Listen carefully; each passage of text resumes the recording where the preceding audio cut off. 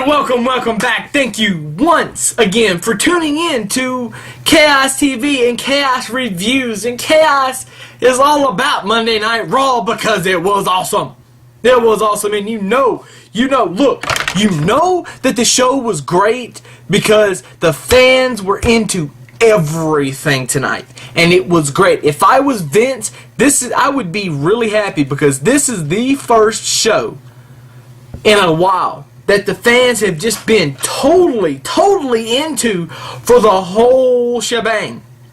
I mean, the fans were just loud, and they may have been force-feeding some of it through the speakers, some of the boos and whatever, but anyway, it was still good. Now, as always, I have compiled the list on the clipboard of fun. And if you can tell me where I got that reference, clipboard of fun, I'll send you $5.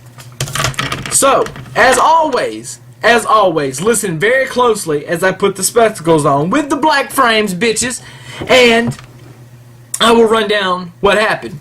Now, first off, The Rock's promo was good. It wasn't quite great to me. Not the first part of it, with the little kid and John Cena and him acting like he's on the phone with the First Lady. That was stupid. Or maybe it was brilliant. Who knows? There's a fine line between stupidity and brilliance, and fail and not fail. But anyway, the whole Cena thing, the Fruity Pebbles thing was funny. It was funny, it was good, it wasn't great. It was definitely better than Cena's last week. End of story. Now, on to The Miz. His stuff on The Miz was really good. No doubt about it. The ominous music playing in the background, it intensified what he was saying, and it made for a better, not really a promo on him, but a better promo, period. The Miz, comes out after that and is like, really? Really, that's all you got? Okay, well, you suck anyway, and so does your family. I'm the champion. And then holds up the belt. So, initially, The Miz has punked The Rock and his family again, which I like. Very nicely done. More on this later. The general manager announces, hey, guess what? You and John Cena are both going to be in matches tonight. And guess what? You're going to be fighting people you've never fought before. And guess what? Cena, you're fighting Alberto Del Rio.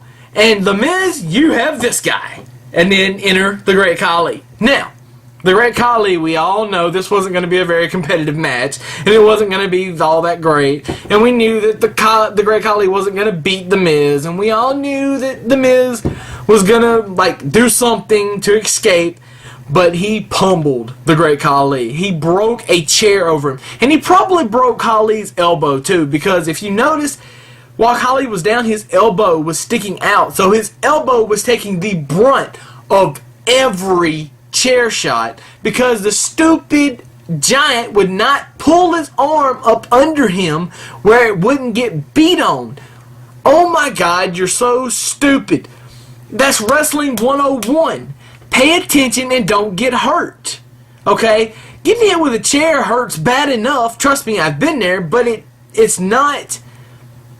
It doesn't... Your elbow... That could break your elbow, and it possibly did. I don't know. I haven't read anything on any of the dirt sheets, so I don't know. And I haven't gotten a phone call, text message, email, Twitter app reply, or whatever telling me any of that's true or false or whatever. But you're still stupid. End of story. Now, The Miz and Daniel Bryan. Look, Bryan Danielson, and yes, I went there, is one of the best wrestling talents I've ever seen in my life. Alright, no doubt, and he makes everybody that he's in the ring with better. There's no question about it. He makes everybody better. It just happens. But now, Sheamus is getting up. He's already been having great matches. I mean, in his career, he went from, okay, well, let's see what this kid's got, to, he's okay, to pretty good, to, alright, he's getting better, and now he's pretty fucking great, if you ask me. And with Daniel Bryan, he kept the pace of this, and he molded it, and everything worked great. Sheamus, your new United States champion, and by the way, I loved the graphic at the beginning of the United States, the flag, and then it comes in, United States title match. I loved it. The graphic was awesome. By the way, Cena's box was stupid, or Cole's, box that he was in was stupid. It had no roof on it, but maybe that was the point for it to be a little bit more funnier. Fix the frames, and now we go. Brian Christopher, it was great seeing him on TV, but he got absolutely no reaction from the WWE fans now. Now, Brian is still on the independents. He's still doing shows. He's still making money, whatever. More power to him. Brian, get what you can and keep moving. I mean, just keep doing what you can. Keep getting paid. Do it as long as you possibly can, because that's what, a smart businessman would do. And if you're in this business, you have to be a smart businessman. More props to you and big ups. Now, he got no reaction, which was funny, because he come out and he did the same, he did the same exact moves, dance moves and everything, which was over to me. I thought it was funny as hell. But he did the same stuff he was doing 10 years ago and 12 years ago in the WWE. Come on, dude. It's 2011. You got to give the people something different. I mean, this whole was funny as hell, but nobody got it. Nobody. It's like the fans aren't smart enough to even know history from 10 years ago. So it's just, I don't understand how anybody even knows who The Rock is when he comes out and he gets no reaction. Anyway, JR saves a segment, calls Cole a rat bastard, which I thought was funny. So I just had to make that point. Swagger comes in, beats on Lawler, then beats on JR, puts them both in the ankle lock. JR sold the Michael Cole ankle lock even better, though, which was just great. He was, or maybe they just had the camera closer, or the hidden mics or whatever. But it was, if they have, and they use hidden mics, I know they do. But he was just selling it much, much better for Cole, which I thought was kind of stupid, but maybe in the perspective of things, it kind of makes more sense, because when Swagger was doing it, it was just initially, and it hurt, so he was already hurt, and then Cole did it, so it added even more, and it looked like Cole had it turned even more than Jack Swagger. I don't know how much he really is practiced and perfected it, but anyway, see, where am I at on my nose? Jack Swagger to me just adds a lot more fuel to this already amazingly hot angle, which don't need him, but it works. I was totally wrong about Randy Orton and Ryan Mason, so I'm eating crow. I read it on the dirt sheets, and I believed it, which was my first mistake. The second mistake is I got on YouTube and talked about it, not once, but twice. So that was my third mistake, saying it twice. Now, Randy Orton, CM Punk, WrestleMania, one-on-one, no help for Punk. RKO punt, over. You notice Cole's getting too much mic time when even the WWE has to cut him off when they're going to commercial, which was just funny. And I saw it!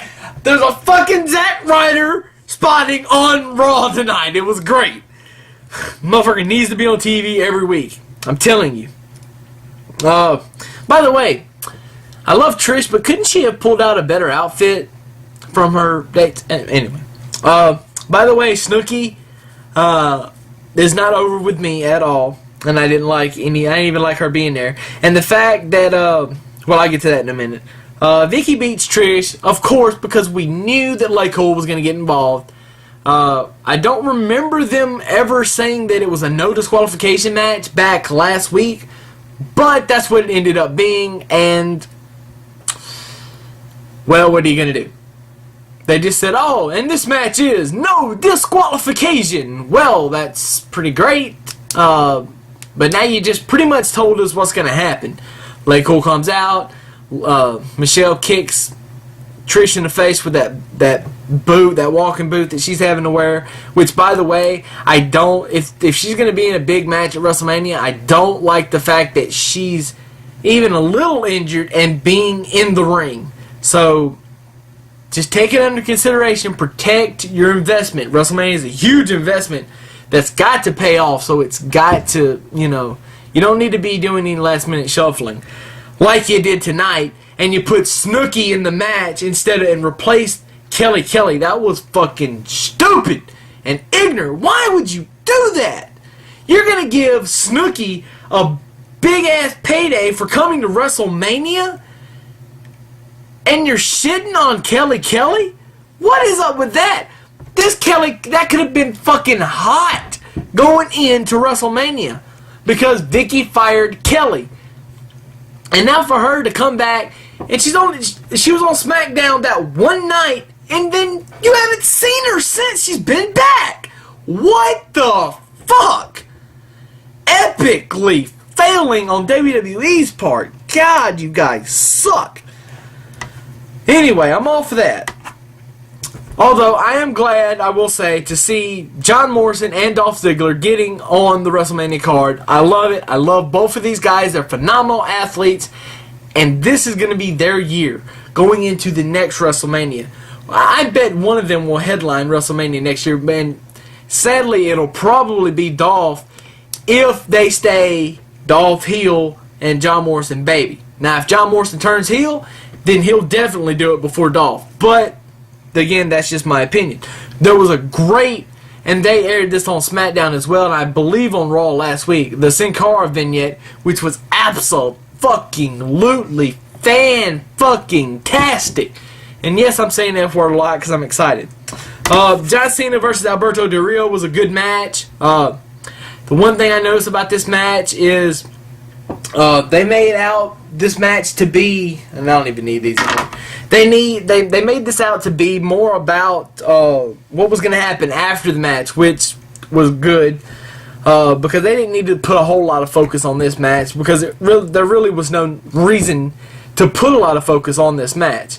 I mean, they hyped it during the show, and that's good. I mean, because you have to hype your main event, but the main event led into what was going to happen later. So I mean, it worked out really, really well.